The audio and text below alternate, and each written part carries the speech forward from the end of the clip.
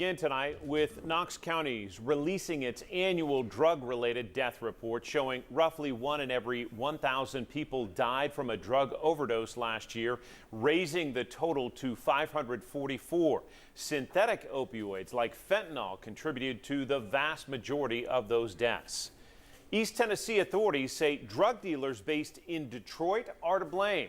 They specifically say they're targeting people from the 313 area code for bringing drugs down I-75 into Knoxville and then beyond. 10 News investigative reporter Grace King takes us on a road trip to see what that looks like. In the city of Detroit, authorities are fighting an ever-growing fentanyl problem.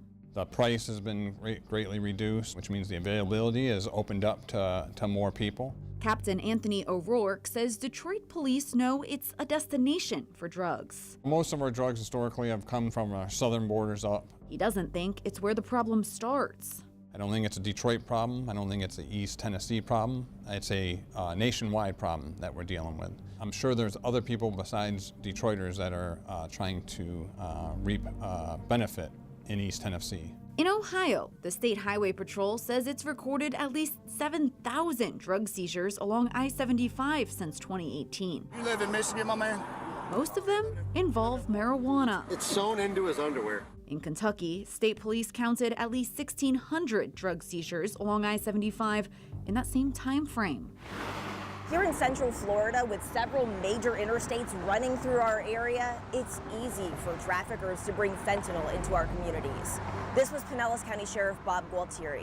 It's flowing over the border, it's coming from Mexico, it's going up to Atlanta, and that's the route, and it's coming down here to Florida, and it's killing people every day. So we've got to do something about it. We've got to do it differently. We've got to do it better. Neither the Tennessee Highway Patrol nor the Tennessee Bureau of Investigation track data for drug seizures specifically along 75, but they know it's a problem. The people of East Tennessee are fed up with drug trafficking coming into our communities. They credit part of that to East Tennessee's central location, about halfway on I-75, with a direct route to Detroit. Because we knew that was the main supplier, we really determined that we wanted to focus on those individuals that were coming into our community. In mid-December, East Tennessee law enforcement launched the 313 initiative. They've made at least 141 Detroit-connected arrests in its first 7 months. Yeah, that number does surprise me. That's a pretty significant number.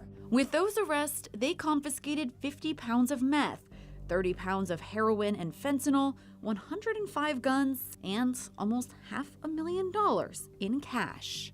A deadly amount of fentanyl is the same as a grain of sand or a grain of salt. And you think we've confiscated 30 pounds, you start to really realize the impact that this 313 initiative is having.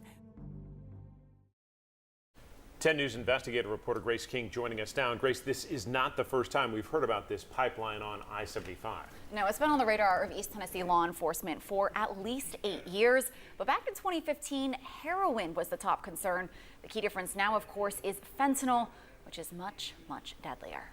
It is a big problem and continues. Grace, we appreciate the reporting. Thank you.